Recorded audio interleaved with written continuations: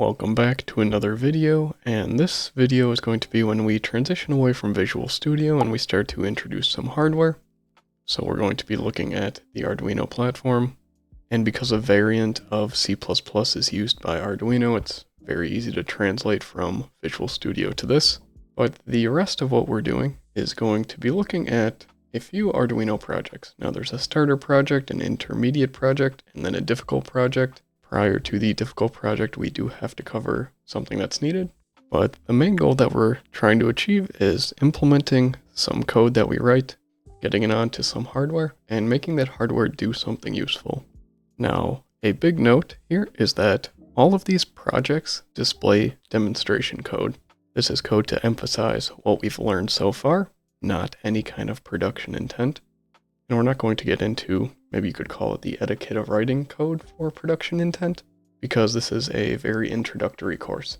Again, when I was building this course up, I had in mind that the people watching these videos are probably hobbyists, or someone at maybe a freshman or sophomore level in electrical engineering. So everything aside, we can ask the question of what is Project 1? What is going to be this starter project? And you can see here in this illustration, we have the sun. We have our entire device that is staked into the ground. There's some solar cell on top, and then there's some light that emits from these windows here. So maybe you have these in your yard, or you've seen them in your neighbor's yard, and we're kind of going to look at a way to make one. So with our solar powered outdoor light, we're going to have a few conditions. If it is sunny outside, the light is going to be off, and ideally that solar power that's collected from the cell, that would be used to store energy in a battery, but that is beyond the scope of this course, so we're not going to consider that really. Moving on, if it is dark out or nighttime, we're going to turn the light on, and then we're also going to add an additional feature. So if it's dusk or dawn, we're going to say that the light is dim, and we don't know if we want that to be static or dynamic yet. And if we start to think about what we need to know to do this product design, well, we need to know a little bit of the material from the electronics course, because that's going to help us with the hardware design. Now again, because this is a learn to code class, and we don't even have enough knowledge to design a battery charging circuit, nor even spec in what battery we want to use, the electronics knowledge that we're bringing in is pretty basic. But from this course, we're going to be looking at inputs, conditions, functions, and a few more things. So if we think about the hardware design, well, we don't really know anything about solar cells, so let's say we're just given one. And let's say we know that it is rated at 5 volts, 20 milliamps, and that when we have no sunlight, we get really no output from that solar cell. But if we get all the sunlight, well, we're going to say we get 5 volts, 20 milliamps, and we're going to ignore loading effects here, because we don't really know what those are yet. But these outputs are going to scale with incident light. But we can actually consider the LED driving circuit, and maybe we'll need to decide, do we drive that from the Arduino, or do we have an external source? But considering what we're going to be writing with our code, well, we know that we're going to get some input data from the solar cell, and because it scales between 0 and 5 volts, well, we know that that's going to be an analog input. We know that we have 3 modes for that product, or 3 conditions, so that's going to be on, off, and dim, and that's going to be the functionality of the LED. And we know how to turn an LED on and off, but we may not know how to make an LED dim. So not only are we using the electronics course, we're using the learn to code course, but we also have to learn new concepts. And to figure out how to get the LED to dim, we have to think about turning the LED on and off.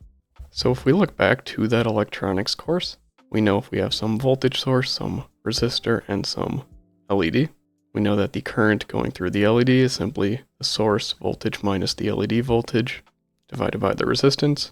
And just take note that the LED voltage is different depending on what color LED you're using.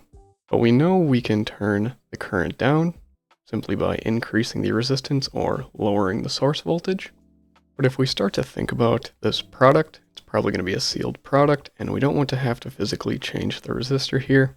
And depending on how we are driving the LED, we might not even be able to change the source voltage right here. So let's assume that both of these values are going to be constant. So how can we decrease the current? But before we consider that, we actually kind of want to set in stone how we are going to drive that LED. So we could have 2 situations here. We can have our microcontroller in situation 1. We can have the output of the microcontroller drive the LED directly, or we can have the microcontroller go to a MOSFET, and then that would turn that MOSFET on or off. And then our driving voltage is right here.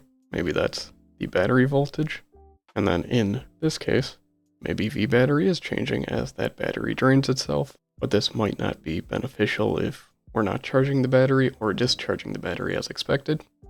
But if we look at our two options, the first one is quite simple, but we have one limitation that's pretty strong, and that's going to be the maximum output current of the microcontroller. So if we need a higher drive current, we're probably forced into option 2. And for the case of simplicity, option 1 is what we're going to go with. But in the case of option 1, if the output of that microcontroller or that pin is fixed, and we know that the resistor is going to be fixed, how do we change that drive current? So we really need to answer that question. And this is going to introduce us to a concept called pulse width modulation, often abbreviated with PWM. So we know to blink an LED, we need to turn that source voltage from 0 volts to 5 volts to 0 volts. And if we just look at that transition from 5 volts to 0 volts right here, well, we know that when that source voltage is 5 volts, that LED is going to be on, and our current is just going to be I sub M or I max. And then when that voltage is 0 volts, well, there's going to be no current going through that LED. So what we can do is actually classify this on-off length of time as some period, capital T, and that's going to be 1 cycle. And we can just represent that period, capital T, as the on time plus the off time. And now we're going to represent something called the duty cycle. So that's going to be the on time divided by the sum of the on time and the off time times 100%. And now we can introduce this average value. So in our example, we know that the on time is going to be equal to this I sub M, or I max you could call it. And then if we do the integration, so the average current is some fractional value multiplied by the maximum current.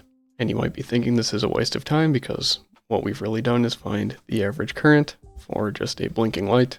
And we're not really introducing any kind of blinking light into our system here. We have a dimming light. So we need a function that dims the LED. And this gets us to our come to light moment with electronics, is that a lot of electronics blink. They just blink really fast.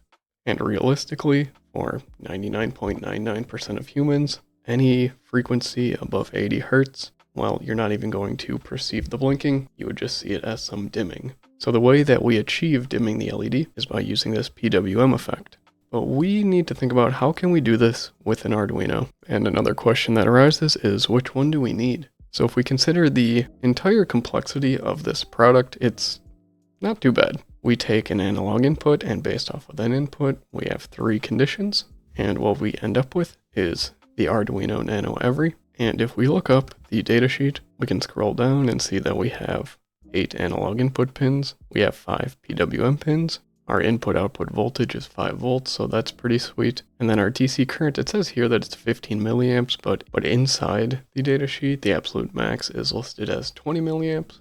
On the left, we have some analog inputs. We have 8 of them. We only need 1 of them. So this is already overkill, but for simplicity of this project, we're still going to go with this board. And then on the right here, we have our digital pins. And if you actually zoom in, where you have these little squiggly lines, that's where you're going to have your PWM capability of that pin. But if you're looking for a more advanced description, you can also get the entire schematic. And then if you need to know absolute details, you can start looking up part numbers and analyze how the circuit works. So now, after everything, we can really start to think about how we're going to design this. So let's choose an LED, and we're going to choose a green LED. Well, we see that the resistor value has to be greater or equal to 100 ohms. So let's consider writing the code. Maybe the first thought is you run some loop and you just keep setting some output high or low and you have some delay. But that's a little bit tiresome and not needed because we have this nice analog write command. And I've already spotted a typo. There should be no E at the end of analog. And then you would have the pin that you want to use as that PWM pin. And then the value. So the value is based off of an 8-bit range. So 0 would map to a 0% duty cycle. And then 255, that would map to 100% duty cycle. So that would be always on. And maybe you notice in this line of code that there's no way to set the frequency. And for these Arduinos, that's going to be fixed by default.